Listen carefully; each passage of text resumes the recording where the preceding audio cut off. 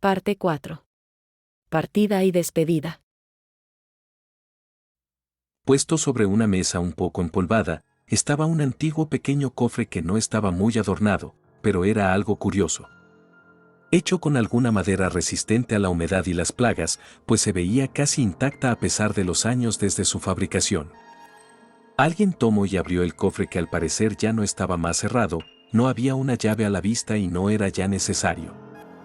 Al abrirlo se encontraba una pequeña manta rojiza que tapaba el interior y al retirarla se mostró como una especie de piedra, parecía ser un jaspe negro, pero la forma era irregular. El color también era sorprendente pues parecía que dentro, en su interior, estaba una concentración nublosa como una densa niebla que se paseaba en el centro de aquella cosa, era como si estuviera vivo. La persona que sostenía esta piedra la regresó de donde la había tomado y cerró el cofre. Oscuro deseo. ¿Por qué estaba esto conmigo?, pensó aquella persona en lenguas extrañas. Luego de esto, se retiró del lugar, se fue caminando por los pasillos junto con aquel cofre hasta llegar a la habitación donde reposaba una joven señorita. Pasado el evento en aquella habitación, Alicia estuvo durmiendo durante días casi una semana y, durante ese tiempo, aquel joven que la acompañaba en el castillo comenzó a pasearse por todos los lugares del interior.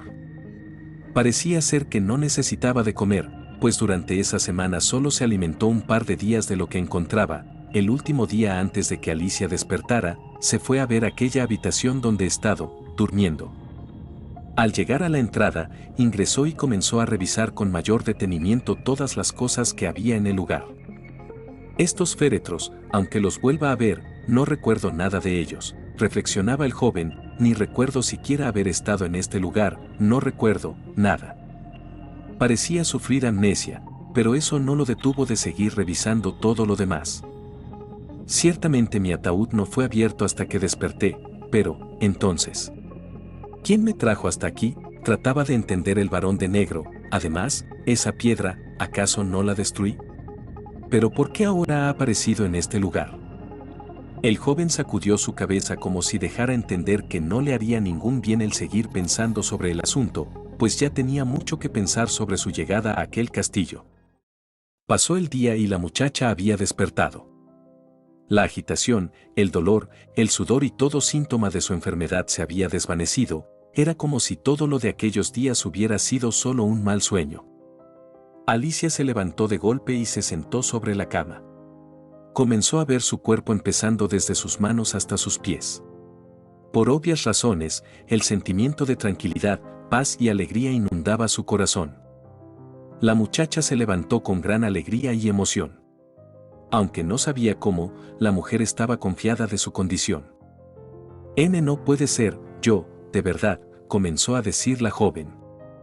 Pero, al contrario de su pensamiento, empezó a sentirse débil y comenzó a desvanecerse.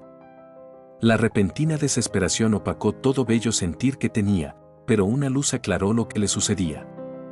Será mejor que no hagas movimientos bruscos, aunque te hayas sanado de tu enfermedad, sufres de malnutrición, dijo el joven quien ingresó a la habitación de la mujer. Aren, quien sostenía un plato de comida y una pequeña mochila que era de aquella señorita, ayudó a Alicia a sentarse en la cama. Esta vez dejó que Alicia comiera por sí misma. Se estabilizó la joven mientras comía, no dijo ni una sola palabra hasta terminar de comer. Era el mismo plato de la vez pasada, una especie de papilla fácil de digerir. La joven notó que otra vez sus ropas eran distintas, es decir que había recibido otro cambio de ropa más y que estaba bien aseada, pero esta información ya no le importaba mucho. Entonces, con cierta inseguridad, comenzó a hablar.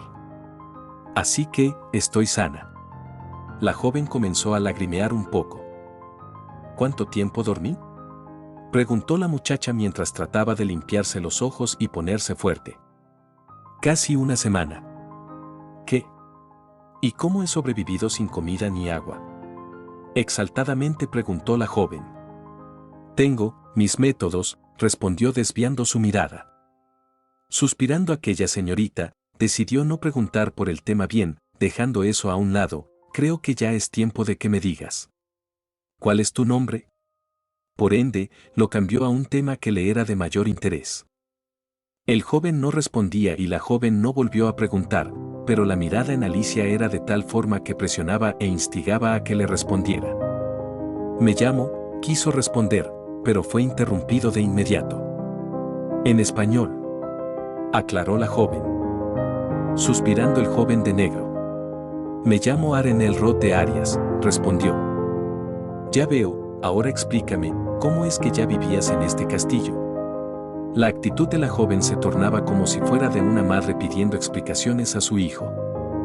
El joven no contestó. Vamos, puede que no sepas nada de mí, pero ya me has visto todo, ¿no es así? Expresó Alicia con cierta sonrisa que escondía su fastidio y luego agregó: ¿no crees que al menos me debas responder esto? No era la conciencia, sino la expresión de aquella joven que presionaba a Aren y, siendo así, se dispuso a contarle lo único que sabía.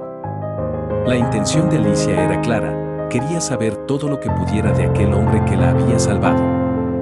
Diligentemente, Aren contestaba a sus preguntas sin revelar nada que él no quisiera. Además, la mujer tampoco era insensible y, por ello, sabía hasta dónde preguntar. Después de la charla o, mejor dicho, interrogatorio, el joven se retiró del cuarto pues ya era de tarde y quiso descansar.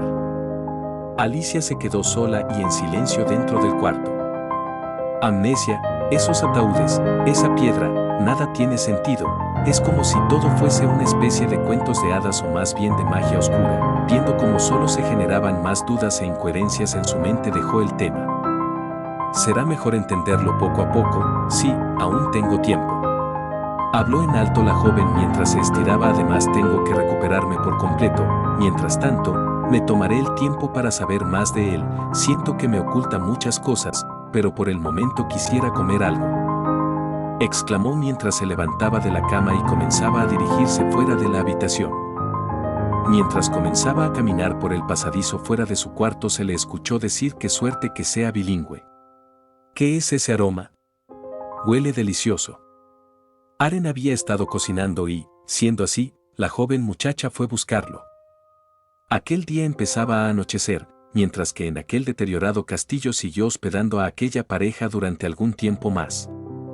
Pasaron los meses y años, la fortaleza seguía igual, más los animales ya habían tenido sus crías. Era muy de temprano y se veía a lo lejos cerca del castillo la silueta de una mujer que, habiendo recogido algo de agua, estaba regresando al castillo. Dentro de la cocina estaba aquella mujer, quien aparentaba tener unos 20 años de edad, preparando un ligero desayuno. La joven mujer de cabello castaño claro comenzó a tararear una canción mientras terminaba de alistar todo. Vestía unos jeans que parecían estar a la moda, pero con una blusa violeta claro como si tratara de expresar madurez. En una habitación cercana, se mostraba la presencia de un joven alto de largos cabellos que vestía un chaleco sin manga junto con una camisa y pantalón de vestir. Aquel hombre tenía en su enfrente una piedra negra dentro de un cofre. Fue entonces que, cuando trató de tomarla, una voz se escuchó por los pasadizos hasta llegar a donde estaba. Aren, ven. Ya está listo. Aquel joven tomó aquella piedra en sus manos y ésta desapareció misteriosamente dejando rastros de una densa aura oscura. Los rastros de esa esencia quedaron adheridos por algunos segundos en las manos de aquel varón. Yendo hacia donde estaba la mujer que lo llamaba, se reunieron en la cocina donde la pareja terminaba de desayunar. ¿Entonces, ya terminaste de prepararte?, preguntó Alicia. Aren asintió con la cabeza y ambos salieron del lugar para tomar algunas cosas que pudieran tener algún valor y, luego, equiparon todas sus mochilas. Las trajeron a la entrada principal de aquel castillo mientras que el sol aún estaba por llegar a su cima. Bien, llegó la hora, dijo Alicia. ¿Cuántos años y cuántas aventuras tuvimos aquí, no es así?, agregó. El joven de traje, cuya apariencia no había cambiado en absoluto, solo se quedó mirando el panorama frente a él, pero aún así la joven podía reconocer que él estaba sentimental. Después de todo habían estado viviendo juntos por unos 5 años. Con un tono un tanto triste y nostálgico, la joven expresó: desde que te conocí, he pasado buenos momentos contigo y te lo agradezco, nunca olvidaré todos estos años, pero ahora es tiempo de que cada uno vaya por su lado. Aren volteó su mirada hacia la joven observándola con su imperturbable y serena mirada. Es una pena que no tengas un teléfono, de verdad desearía que nos mantengamos en contacto. Mencionó Alicia y, luego, volvió a decir. Como prometí, no revelaré nada de lo que ha ocurrido, espero que tú tampoco lo menciones. El hombre asintió con la cabeza, más parecía no ponerle tanta importancia. Bueno, esto es una despedida, creo. Mencionó con un tono triste aquella mujer. Entonces, vamos. Te acompañaré hasta Luesia, de ahí podrás tomar un tren que te lleve a Madrid. Agregó. La joven mujer volteó hacia el castillo y con voz alta exclamó: gracias por todo. Luego volteó a ver al hombre que estaba a su lado y dijo en voz baja: a ti también. Fue así que, mientras la mujer hablaba, los dos tomaron sus maletas y se fueron de aquel castillo que los había acogido y visto crecer durante varios años, dejando atrás las tierras de Loarre. Desde una ventana que junto a ella estaba un pequeño cofre se mostró la silueta de una persona, quien veía cómo se iba aquella pareja.